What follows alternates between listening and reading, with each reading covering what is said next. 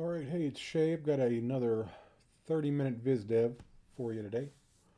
This time we're going to work on an environment design.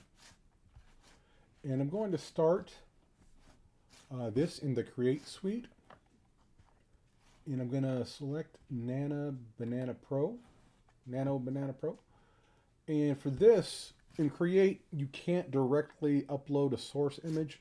That has to be done through particular models that allow you to upload references. So I'm going to go and locate my artwork. So here's my sketch for this. Pretty rough. I've gone into Photoshop and darkened up some of the more defined lines, but I've got just a key defined shape here I want to try to get, and just a few more random structural lines there. But it's not terribly detailed, so we're going to see how much we can get from that. I've uploaded that to Nano Banana Pro 2K. And so it's showing up down here at the bottom. Different models will allow you to upload references, but not all of them. And I'm going to go ahead and I'm going to make this 16:9.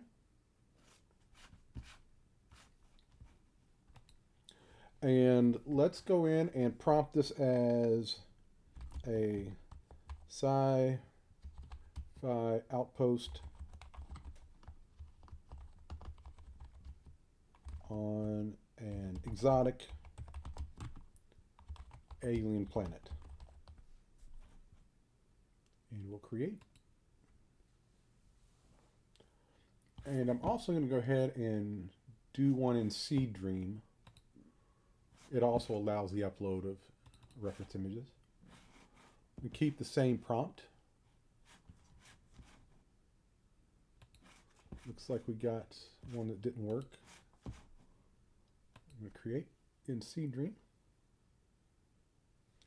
Okay, so these are in. First off, it is Nano Banana Pro for this first batch. So there's one. We didn't get this one. There's another. There's another. And again, as a reference,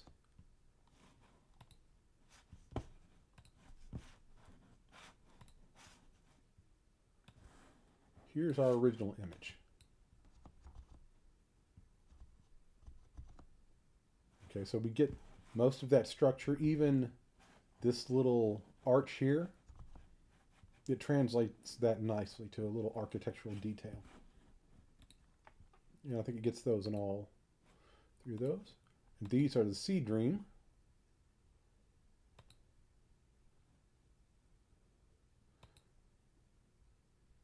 So this really maintains a lot of that sketchiness, which is interesting. So those are all things I could work with. Let's see if we can do this as a, and we'll stick with the Seed Dream version. Make this a photographic real world sci-fi outpost in an exotic planet.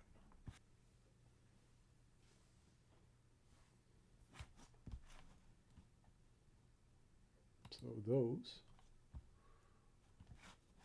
So we get a little more photorealism in the setting on this one, not so much the building maybe.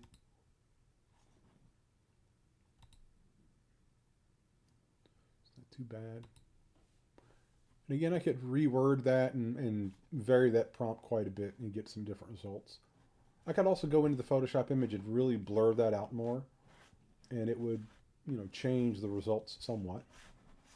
So that's the way you would bring references into the Create suite, is through a reference in one of the models. And then we can always go back to modify. So before we do that, I'm going to grab this prompt, and then we're going to hop to modify and upload our source image. Oh, grabbed the wrong one, so we'll click there.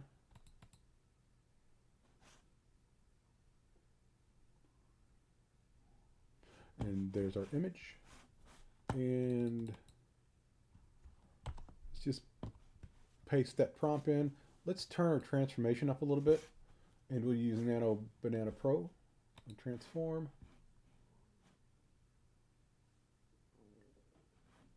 And let's go ahead and try Flux Context Pro.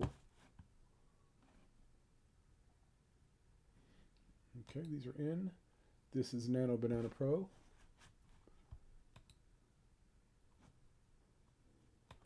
Now we had transformation up a little bit more on this. So we see that it kind of rounds that over a little bit. Still gets the architectural details of that opening and that and some of this other stuff. But it's a little looser with the, how closely it sticks to the sketch when you bump up the transform or the transformation number.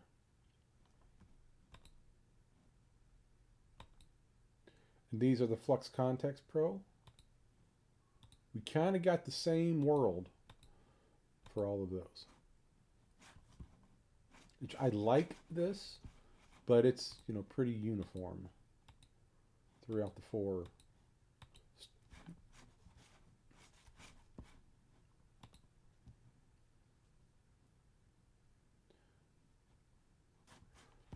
I've run some other versions of this artwork through the Create Suite. Again, it was the same source image, which if you click on an image, you can hover down here. You'll see what your reference image was. If you look to the right, you'll see what the original prompt was. You'll see what suite you're in and which model you used. And this was just plain old Nano Banana. Your resolution and your aspect ratio. So this prompt is a little different. A sci-fi hut on an alien frozen planet, debris and wreckage surround it. Photorealistic, cinematic lighting, dramatic rule of thirds composition, Kodachrome. So I gave it some different parameters there. It's a little more detailed prompt than the other one. There's another version with the same prompt. This is that.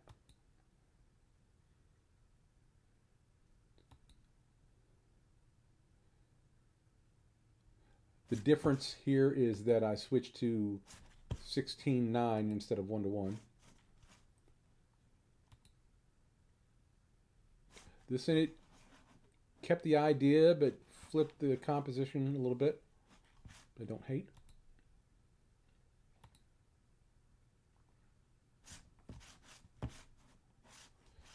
So those are some other examples run through Create by loading it as a source reference to a model. In Modify, I did the same thing. I ran a batch of other versions. And at a certain number of generations, everything on the slider falls into a separate pool where you click on those four squares and you can view them. So again, same prompt, sci-fi hut on an alien frozen planet, debris and wreckage surround it, photorealistic, cinematic lighting, dramatic rule of thirds, composition, Kodachrome. This was the Seedream 4, and it's as a source image, not a reference image.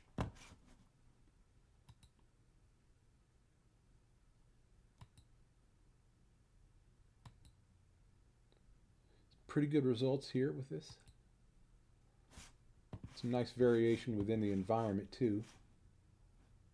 This one, transformation was at 75%, so we get it goes a little more off. And this was a Nano Banana Pro 2K. Same prompt, just different model and different transformation settings. I like that one quite a bit. This one I asked for, so the way this one worked is, I took this image and shifted it over to source by clicking on this arrow. And it moved it to source. And then I ask for a grid of 4 different views from different perspectives with a 75% transformation. It gave me 3 pretty similar views, but this top view was a nice get. And then this is out of that same batch, so we get a couple more views here. A couple more, pretty close to previous ones. I like this bottom right view. Again, I like to do this grid of 4 thing just to get my money's worth out of all the credits. It's a little bit lower resolution when you divide it up in grid of 4, but some of these are 2K if you're using Nano Banana Pro 2K. But you can always take these into Photoshop, grab the quadrant you want, copy it into a new document, and then upscale it there. And it does a pretty good job of that. And then bring it back in if you want to run some on it. This is a Seed Dance or Seed Dream version of it. Let's see. And that was with that same grid of close-up detail shots, sharpened texture. So it kind of just didn't care for this first one. The second one we got, kind of a letterbox version and this detail at the top, which I like that for texture, and the wood texture is good. And then here we get we don't have a grid of 4, but now we've got a grid of different parts of the image, or different images, different images inspired by this. You might interpret them as backside or sections outside of this image, but stylistically they all seem to work with this. The next thing I did was I took that image, moved it to source, then asked for a grid of 4 where I changed the environment to a tropical paradise, and this was a Seed Dream 4. It changed the environment but left the snow and ice on the structure. There's a grid of 4. Views aren't all that different. The foreground is a little bit on some. This one I asked for a change in the prompt. Grid of 4.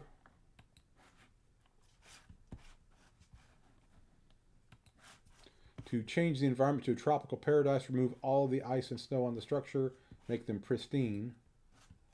Did a good job of that. Really clean look there. Contrasts with the wreckage around it. Little change in the background. It's no longer a beach scene specifically. That's good.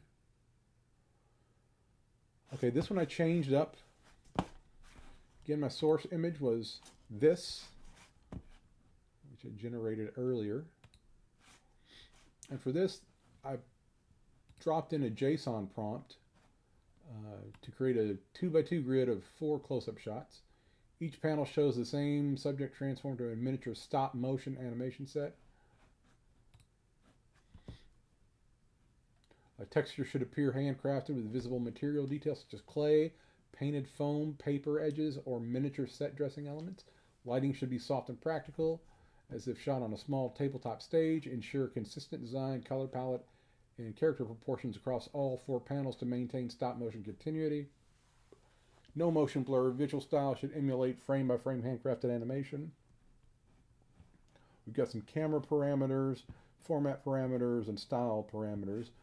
And again, I typed in a basic prompt into JSON, and it spit out a much more complex prompt with greater ways to control things. So I could go in and change the type of camera, change the framing, all of these in the prompt, and get some different results. Now this gave me 4 different views, but really it's just the same image split into 4 views, but it does have that stop motion feel to it, that scale of stop motion. Looks like things, bits of paper on the table folded up. This feels like a handmade model. Same here, we're starting to see some felt and materials in places. Definitely feels stop motion-y, handmade. This one's a little beyond the rest of it. Contextually, it doesn't fit, but that's fine. Same here. But I like the close-up of this vehicle and of this part.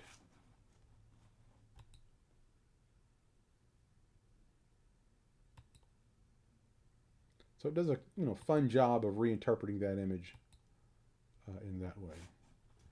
And there are some just changes in which model I'm using, basically. The prompt stayed the same. I think this is the one I ended on that I really liked. You get some of the little hairs coming off of the rope, the string, twine, whatever you want to call that. This feels like clay, looks like clay. Little bits of cotton. Not dissimilar, just the lighting is a little off or different. Same here. All those are very, I like the detail of the tabletop showing through.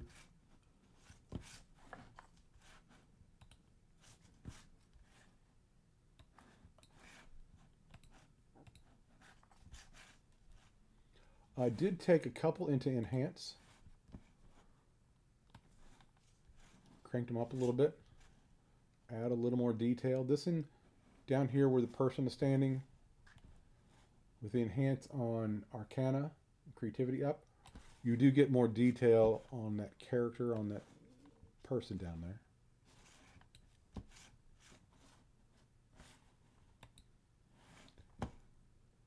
And this, and I use Magnific and bump the creativity up all the way. And for these, the prompt was metal, steel, plastic, snow, crystals, sky, mountains, wire, fabric.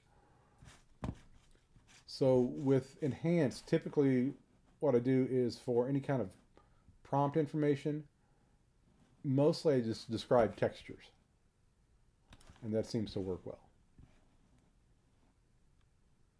So this may be overshot a little bit on the structure, but the background details are nice. The change to the sky is pretty intense in terms of all the stars in the sky, and change to the mountain range in the back.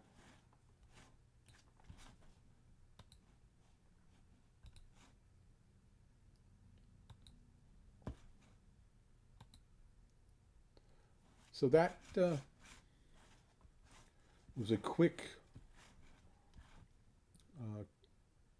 environment design video. It was a 30-minute design, but the video is a little less.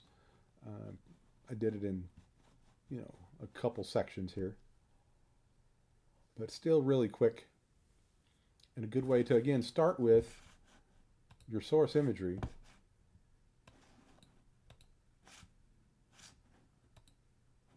which is this, and get something out of it.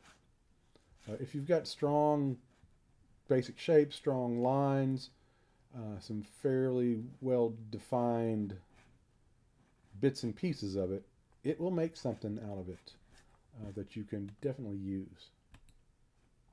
All right. Thanks a bunch.